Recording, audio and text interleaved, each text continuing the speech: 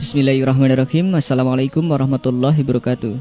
Karena tampilannya yang menjijikan, mungkin banyak di antara kita benci ketika melihat katak secara langsung. Bahkan mungkin ada yang dengan tega membunuhnya. Padahal dalam agama Islam, hewan katak justru dilarang untuk dibunuh.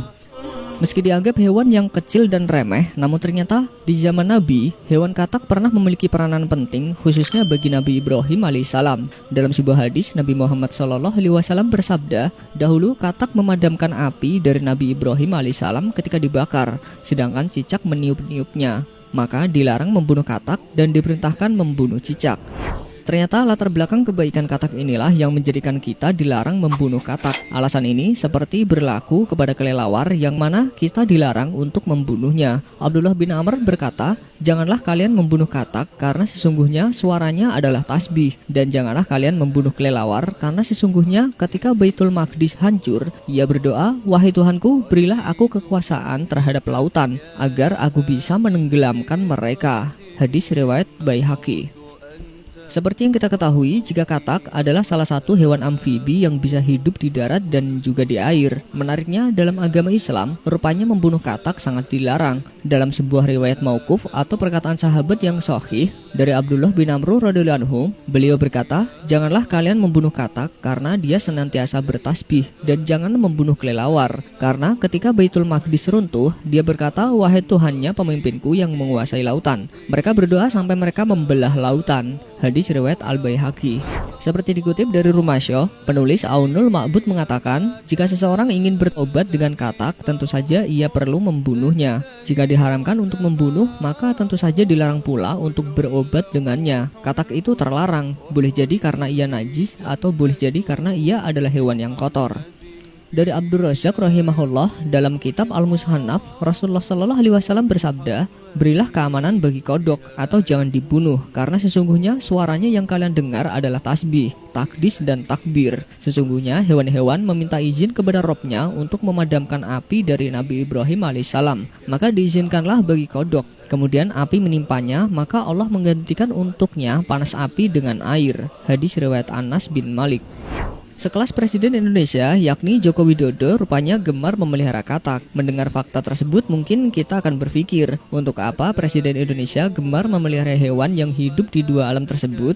Dikutip dari redaksi Indonesia, ternyata keberadaan katak memiliki peran besar dalam ekosistem. Suara katak dapat merangsang membukanya mulut daun atau stomata. Dengan terbukanya mulut daun, maka terjadilah transfer air dan mineral yang diserap akar ke seluruh bagian tanaman. Hal ini diiringi dengan terjadinya fotosintesa, yaitu proses pembuatan makanan dengan bantuan sinar matahari, karbon dioksida, dan air. Karbon dioksida yang dihisap stomata kemudian diubah dan dilepas kembali menjadi oksigen. Itulah kenapa katak berperan besar sebagai penjaga ekosistem. Keberadaan katak juga bisa dijadikan indikator kesuburan suatu daerah. Dengan banyaknya katak menandakan kesuburan suatu wilayah, karena banyak tanaman yang bisa tumbuh, yang kemudian menghasilkan oksigen yang dibutuhkan oleh seluruh makhluk hidup. Selain itu, keberadaan katak juga dapat mengurangi melonjaknya jumlah nyamuk, lalat, serangga, dan hama yang mengganggu tanaman pertanian. Sebelum beranjak dari video ini, mungkin video sebelumnya juga menarik untuk dilihat nih. Selama ini mungkin kita mengenal adanya dinosaurus dari ilmu pengetahuan dan penemuan-penemuan fosil yang diteliti oleh para ilmuwan. Namun, bagaimanakah perspektif Islam terhadap keberadaan hewan prasejarah seperti dinosaurus? Bicara mengenai dinosaurus mungkin jadi hal yang sangat menarik. Pasalnya, kita tidak menyangka ada hewan prasejarah yang memiliki ukuran besar yang hidup pada 65 juta tahun lalu sebelum kepunahan. Para peneliti pun berhasil menemukan bukti-bukti keberadaan makhluk tersebut dengan ditemukannya berbagai fosil dinosaurus di belahan dunia. Sampai saat ini pun kita bisa melihat bukti tersebut yang terpajang di museum. Namun, apakah Al-Quran pernah membahas tentang makhluk-makhluk yang sangat besar ini? Kita sudah mengetahui bahwa Allah Subhanahu wa Ta'ala menciptakan seluruh alam semesta untuk makhluknya, termasuk manusia, hewan, dan sebagainya. Seperti yang dijelaskan dalam surat An-Nazi'at ayat 33 yang berbunyi, semua itu untuk kesenanganmu dan untuk binatang-binatang ternakmu. Quran surat An-Nazi'at ayat 33. Selain itu, dalam surat Luqman ayat 10 disebutkan, Dia menciptakan langit tanpa tiang yang kamu melihatnya, dan Dia meletakkan gunung-gunung di permukaan bumi supaya bumi itu tidak menggoyangkan kamu, dan memperkembangbiakan padanya segala macam jenis binatang. Dan kami turunkan air hujan dari langit, lalu kami tumbuhkan padanya segala macam tumbuh-tumbuhan yang baik. Quran surat Luqman ayat 10. Dalam surat tersebut menunjukkan bahwa setelah penciptaan bumi juga dikembangbiakan binatang-binatang, dan ini kemungkinan adalah binatang-binatang prasejarah dan juga binatang-binatang yang kita lihat saat ini. Wallahu alam. Kita juga bisa melihat bukti lain yang saling berhubungan, seperti halnya tentang terciptanya Nabi Adam alaihissalam. Dalam sebuah hadis disebutkan Rasulullah Shallallahu alaihi wasallam bersabda, Allah menciptakan Adam dengan tinggi 60 hasta. Hadis riwayat Bukhari. Jika dihitung, satu hasta itu sama dengan 45,72 cm. Maka dari itu tinggi Nabi Adam alaihissalam sekitar 27,4 meter. Dilansir dari egidino.com, apabila kita melihat tinggi dinosaurus, kita bisa melihat kalau manusia sekarang tingginya hanya sekaki T-Rex ataupun Spinosaurus. Tapi cobalah kita bayangkan, bila tinggi Nabi Adam 27,4 meter atau sama dengan 60 hasta, dan bila diubah ke feet sama dengan 60 feet. Itu berarti tinggi manusia pertama yaitu Nabi Adam 60 feet dan Spinosaurus saja cuma 16 feet. Itu artinya bukan tidak mungkin dahulu memang ada hewan yang sangat besar, mengingat Nabi Adam atau manusia pertama juga memiliki tubuh yang besar.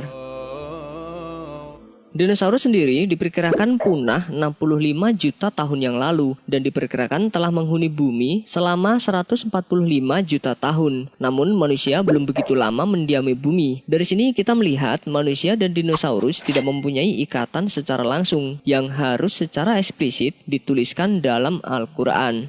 Dilansir dari konsultasi syariah.com, keberadaan dinosaurus hanyalah sebuah teori. Mereka diprediksi hidup pada masa ratusan juta tahun yang lalu. Para ahli paleontologi menemukan berbagai fosil yang kemudian dirangkai sedemikian rupa, kemudian dipostulatkan layaknya binatang. Dan tentu saja ada banyak tambahan baik dari sisi anatomi, morfologi maupun fisiologi. Selain itu, tidak ditemukannya adanya satu dalil baik dalam Al-Quran maupun Sunnah yang menyebutkan jenis binatang ini. Karena itu, selayaknya kita tidak memaksakan dalil Al-Quran dan Sunnah untuk memihak teori tersebut. Dalam fatwa Islam, pernah disinggung tentang dinosaurus. Jawaban pertama yang disampaikan, tidak ada dalil tegas dari Al-Quran maupun Sunnah yang menetapkan adanya makhluk tersebut maupun yang meniadakan keberadaan makhluk tersebut. Dalam Al-Quran, terdapat ayat yang dipahami sebagian ulama bahwa ada makhluk yang tinggal di bumi ini sebelum kehadiran Nabi Adam alaihissalam.